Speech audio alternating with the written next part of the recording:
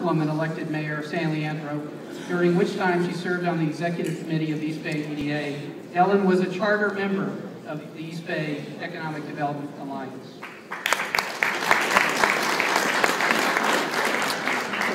Assemblywoman Nancy Skinner.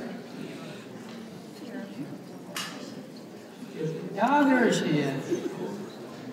Was elected to the Assembly in 2008 after serving on the East Bay Regional Park District Board for 2 years. She was the first UC Berkeley student elected to the City Council in 1984 and was re-elected several times. Thank you, Nancy. Assemblymember Bob Wajkowski was elected in 2010. He represents the 25th Assembly District. He previously served as Vice Mayor of the City of Fremont, where he served 6 years on the City Council. He was a small business owner and attorney prior to being elected.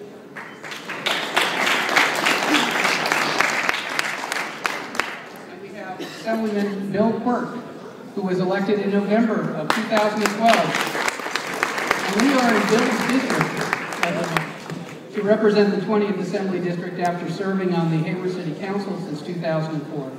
Bill worked as a climate change scientist at NASA before beginning his career at the Lawrence National Laboratory. So we have some questions to ask each of you, and let me just ask if we, what I think I'm going to do is improvise here. There's a mic where? It's in the podium. There's a mic right here. You probably didn't realize how much that we had rehearsed this earlier tonight.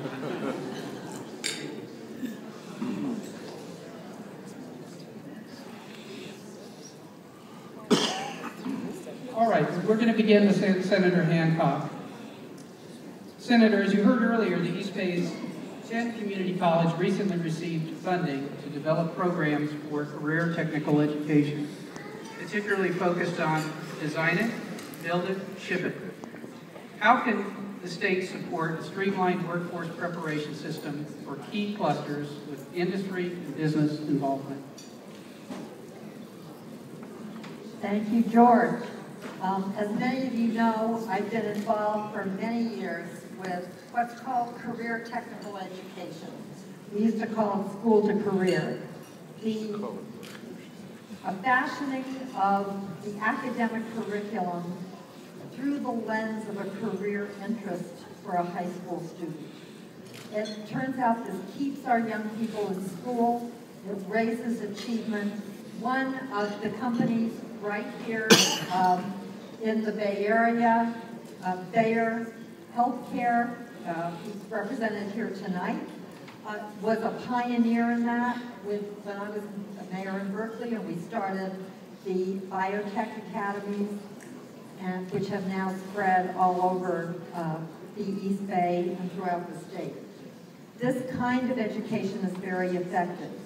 Money, part of the idea of that is that there has been a seamless transition for young people to community college or four-year college. We had a program in Richmond, California, which was designed to take almost high school dropouts and get them out of high school, working in high-tech fields.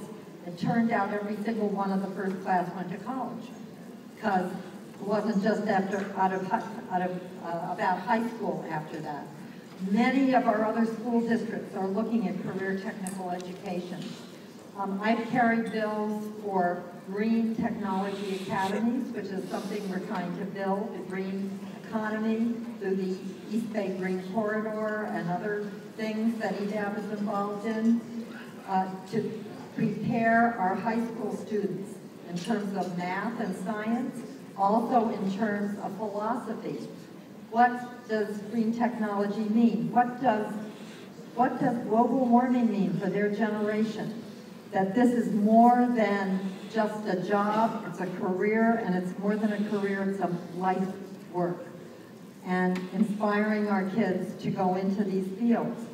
One of the bills I carried created partnerships with high schools and community colleges. And our community colleges have stepped up to the plate on that. One of the things I'd like to say tonight is that a lot of that is fragile right now. as the governor does a very good proposal, he's moving it forward, it was in his budget today, for what's called weighted student formula, a new way of financing schools. There's a danger that career technical education will be sort of folded in with a lot of things that slip through the cracks. I need EDAB, and I need all of you to be, and all of us in the legislature who care about this kind of education, to be there to advocate for making sure that it continues. It's great, a great way to prepare our workforce. I'm delighted that you all have, EDAB has workforce development and education as one of its priorities this year. And I look forward to working with you every step of the way to keep the gains we made and to ensure that we make more of them. Thank you.